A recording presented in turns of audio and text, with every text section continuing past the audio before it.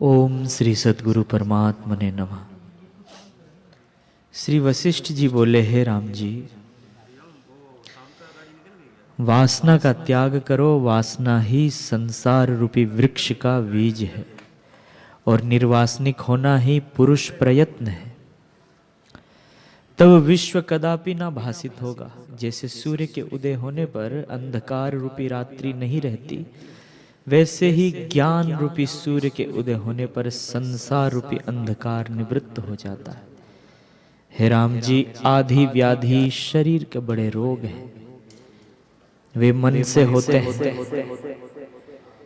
राम जी ने पूछा, हे भगवान, आधि रोग तो मन से होता है, पर व्याधि तो शरीर का रोग है, वह मन से कैसे होता है? श्री वशिष्ठ जी बोले, हे राम जी, व्याधि दो प्रकार की है, एक लघु और दूसरी दीर्घ। जो शरीर को कोई दुख प्राप्त हो उसे लघु कहते हैं, वह स्नान और जप से निवृत्त हो जाती है। दीर्घ व्याधि अर्थात जन्म मरण के रोग को कहते हैं, वे बड़े रोग हैं और मन के शांत हुए बिना निवृत्त नहीं होते। इससे आधि व्याधि दोनों मन से ही होते हैं। फिर राम जी ने पूछा, है भगवान, व्याधि मन से कैसे होती है? श्री वशिष्ठ जी बोले, हे राम, जब चित्त शांत होता है तब कोई रोग नहीं रहता। जब चित्त शांत नहीं होता तब तक आदि व्याधि होती रहती है। जो कुछ अन्न बाहर अग्नि से परिपक्व होता है, उसको जब मनुष्य भोजन करते हैं तब भीतर जो कुंडलिनी पुरुषटका से मिली हुई है, वह उदान पवन को ऊर्ध्वमुख हो उठती है और अपान पवन उसे नीचे की ओर उठाता है।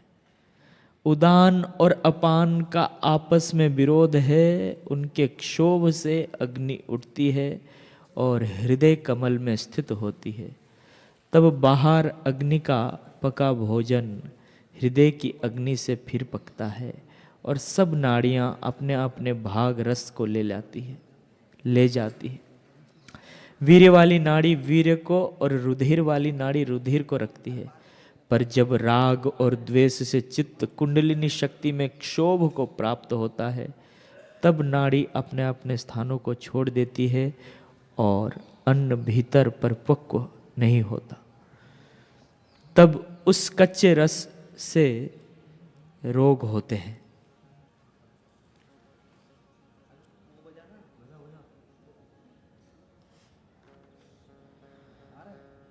जैसा राजा को क्षोभ होता है तो सेना भी क्षोभ को प्राप्त होता है, और जब राजा को शांति होती है तब सेना को भी शांति होती है। वैसे ही जब मन में क्षोभ होता है तब रोग होता है, और जब मन में शांति होती है तब नाड़ी अपने अपने स्थानों में स्थित होती है।